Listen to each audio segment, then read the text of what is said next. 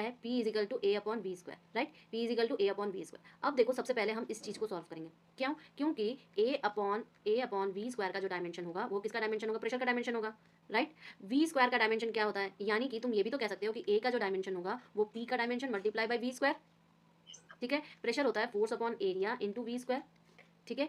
तो force upon area हो जाएगा, क्या हो जाएगा, फोर्स का डायमेंशन क्या हो जाएगा बताओ, m1 अभी निकाला था, l-1 और t-2, राइट। अच्छा, वी स्क्वायर क्या है, वी है वॉल्यूम यानी कि l क्यूब और उसका स्क्वायर, राइट, क्लियर। तो ये तो हो जाएगा m1 l-1 t-2 और l to the power 6, right.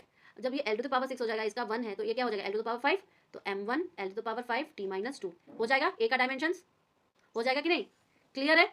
तो हमने ए का डायमेंशन निकाल लिया अकॉर्डिंग टू द क्वेश्चन।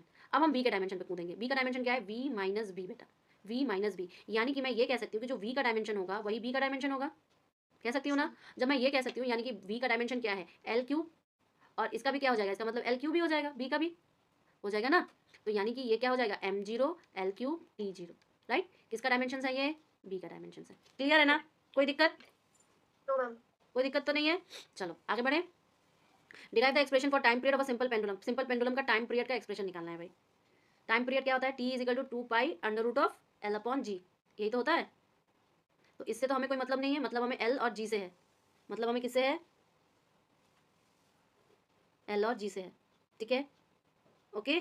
सो अगर मैं ये बोलूँ कि टी अगर प्रोपोर्शनल, देखो टी अगर प्रोपोर्शनल है आपके मास एल और किसके, जी के, तो प्रोपोर्शनलिटी को हटाने के लिए के टाइम्स को लगाएंगे, के टाइम्स को लगाएंगे, के टाइम्स मास एल और जी के, ठीक है, क्लियर है ना, क्लियर है। अब जब ये हो गया तो मैं यहाँ पर टी का क्या होगा, एम एल टी हम लिख सकते हैं, इधर का मेनली हमें एम एल टी चाहिए, और ये हम ए बी और सी लिखते हैं, अभी देखा था ना, ए बी और सी लिखेंगे। तो जब ए बी सी लिखेंगे तो एम का तो मुझे पता चल गया, एल का क्या है, एल का भी मुझे पता है मीटर होता है, जी का क्या मीटर पर सेकेंड स्क्वायर ना, L T minus 2 to power सी।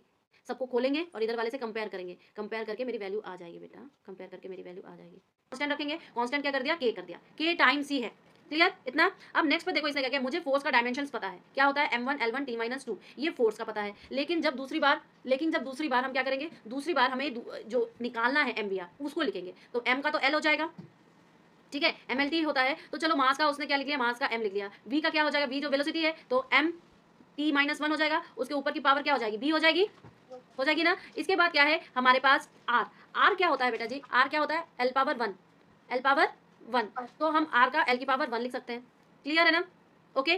पर इसने क्या लिखा है c, इसने क्या लिखा है c, तो हम c लिखेंगे। अब इन टोटल का देखो हम देख सकते हैं कि m की पावर a है, l की पावर क्या है, यहाँ पर b प्लस c है, और t की पावर क्या हो जाएगी, माइनस b हो जाएगी ना,